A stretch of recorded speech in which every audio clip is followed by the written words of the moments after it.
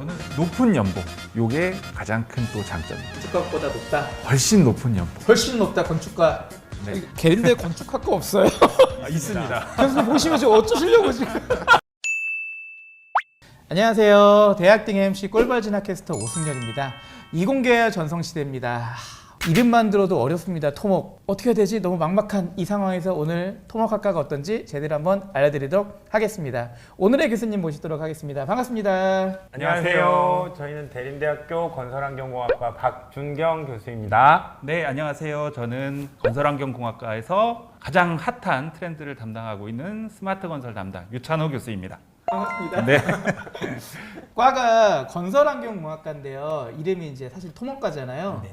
흙토 나무 뭐 그냥 흙과 나무 도대체 이게 뭐지? 뭐 배우는 과지? 토목과가 도대체 뭔지 뭘 배우는 건지 좀 정리가 필요할 것 같은데 우리가 사람들이 같이 사용하는 시설물들을 만드는 이런 전공하는 데가 토목공학과, 개인이 주택을 만들고 아니면 빌딩을 만드는 거는 건축공학과, 이렇게 조금 봐주시면 더 좋을 것 같습니다. 제가 학생들이라든지 업계에 종사하신 분 후기를 찾다 보니까 민간의 돈을 이렇게 수주해 오는 것보다 정부 예산 타오는 게 더 쉽다라고 하는데 그 부분이 좀 어떤 건가요? 그러니까 아무래도 이제 민간에 해당되는 부분들은 경기라든지 이런 거에 영향을 많이 받겠죠. 지금처럼 뭐 이제 건설 경기나 주택 경기가 안 좋을 때는 일감이 많이 줄어들고 뭐 그런 영향들이 상대적으로 더 클 거고, 국가 예산을 따다가 일을 하는 저희 토목 같은 경우는 근본적으로 이제 해야 되는 일들이 항상 있다 보니까 그런 게 경기의 부침의 영향이 조금은 좀 덜하다고 볼 수 있을 것 같고요. 그중에 이제 일정 비율들은 이런 저희 공공시설물을 새로 만들거나 관리하는 데 예산을 항상 책정을 하기 때문에 항상 어느 정도의 일은 또 있고 취직할 수 있는 자리들도 항상 열려 있고, 이런 부분에서 조금 또 차이는 있다라고 이렇게 말씀드릴 수 있을 것 같아요. 그러면 경쟁 대학이나 학과가 좀 어디라고 생각되나요? 대림대 건설환경공학과의 경쟁 대학은 어디다?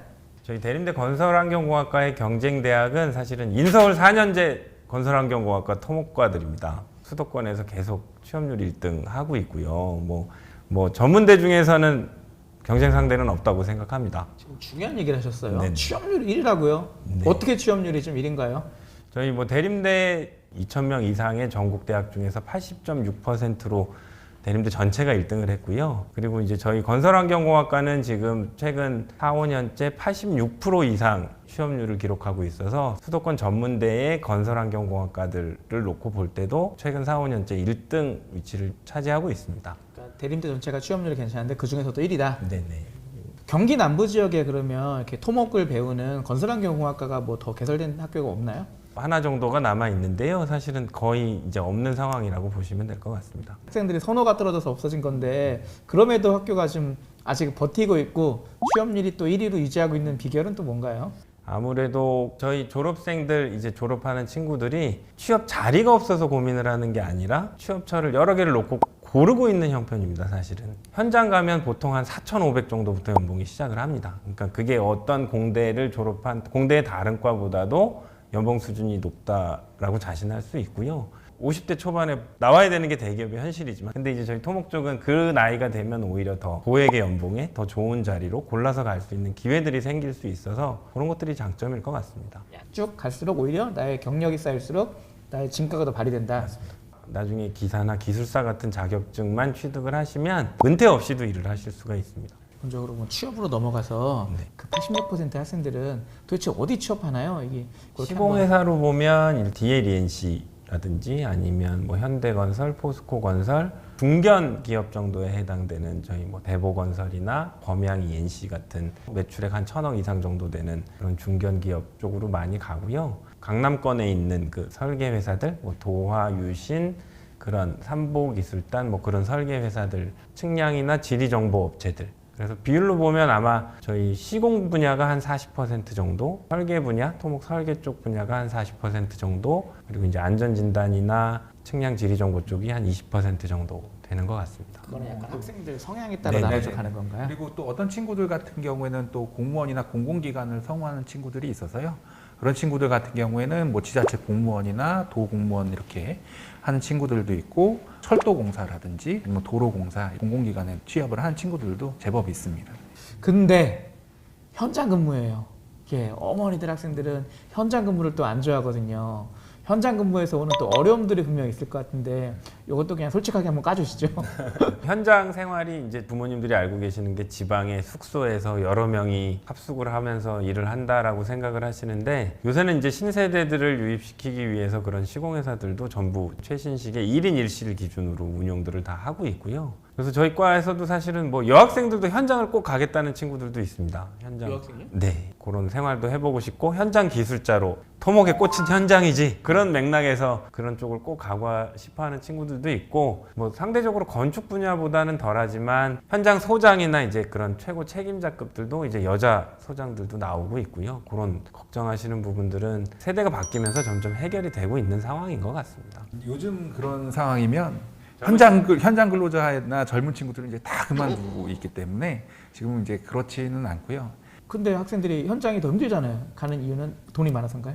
네. 네. 돈을 쓸 일이 별로 없을 겁니다. 숙소 생활하고 삼식이 다 제공되고 주말에 서울에 집에 올라오고 하는 것들은 회사에서 다 이제 복리후생비로 지원을 해주다 보니까 겨를이 없을 겁니다. 그래서 다 모으게 되고 또 이제 그런 걸 모아서 대학원 진학이나 뭐 그렇게 또 도전하는 친구들도 있습니다. 보통 학생들 중에 이제 글로벌 역량이 있는 학생들은 해외 취업은 좀 어떤 프로세스로 뭐 어디에 주로 가는지 이런 것도 한번.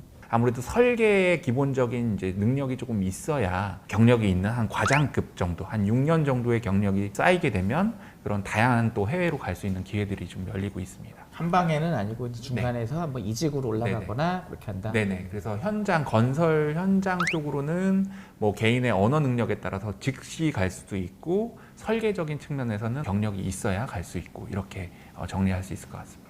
그러면 국내 취업으로 다시 넘어와서 국내도 한 번에 솔직히 대기업으로 졸업할 때 많이 가진 못할 것 같아요. 보통 이제 국내 취업은 어떤 식으로 이루어지나요? 국내 시공회사들 저희가 알고 있는 대기업들이 경력직들을 선호해서 필요할 때 그 경력직을 채용하는 위주로 바뀌어서 뭐 저희 졸업생 수준들에서도 대기업에 갈 수 있는 자리는 있는데, 그게 이제 정규직의 신입사원 그런 위치보다는 현장에서 프로젝트 계약직으로 채용이 되는 형태가 있고요. 보통은 중견사 이상에서 경험을 조금 한 3년에서 5년 정도 쌓고 있다 보면 대기업에서 그런 경력직 채용하는 프로세스로 해서 정규직으로 넘어가는 과정이 있습니다. 현장 근무하면은 어머니들이 또 위험하다고 또 생각하실 것 같은데 이 좀 위험도가 어느 정도인가요? 현장이 생각보다 사실은 수도권에서 운전을 해서 우리 애가 교통사고가 나지 않을까의 확률보다 적다고 보시면 좋을 것 같습니다. 그러니까 내가 직접 흙 나르고 이러는 게 아니기 때문에 이제 그런 일은 적다.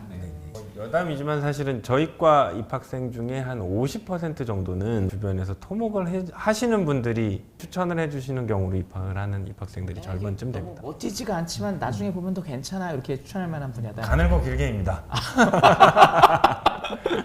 반면에 현장 근무직이어서 오는 또 장점이 있다면 뭐가 있을까요? 사람들하고 관계를 쌓아가면서 사회를 알아간다는 느낌이 좋았다. 또 뭐 토목의 끈끈한 정이 너무 좋다. 뭐 그런 피드백들이 사실은 제일 좋고, 시드머니에 해당되는 큰 돈을 모아서 내가 공부를 더 하든 뭔가 도전해 볼 수 있는 것들을 만드는 기반을 마련하는 데 있어서도 흔치 않은 것 같다. 뭐 이런 피드백들이 있습니다. 자, 그러면요 어떤 학생들이 좀 입학하면 좋을까요? 저희 학과에서 바라는 인재상은 사실은 토목이라는 학문 자체가 협업으로 이루어지는 시스템이다 보니까 서로 마음을 열어놓고 소통을 잘할 수 있는 친구들이 1번의 인재상이긴 합니다. 서로 소통하고 대화하고 문제를 풀어나갈 수 있는 능력이 있는 친구면 얼마든지 환영입니다. 졸업한 제자인데 적응을 잘 못하고 있어요. 몇 년까지 보증해 주시나요? 저희 기본적으로 5년 정도까지는 AS 가능합니다. 취업 보증 AS 가시나요? 네네. 그러니까 뭐 5, 6년 된 친구들도 자기가 일을 하던 분야에서 조금 뭐 어려운 상황이나 직무를 변경하고 싶어하는 친구들도 종종 연락이 오고, 또 교수님들도 아무래도 사회적으로 네트워크들이 다 있으셔서 학생들이 원하는 그런 것들을 매칭을 계속 해주고 있어서 학생들도 거리낌 없이 연락이 오고, 저희도 또 언제든지 그런 거는 문이 열려 있습니다. 건설이랑 토목 중에 어떤 장점들이 다 있을까요? 건축 분야 장점, 토목 분야 장점.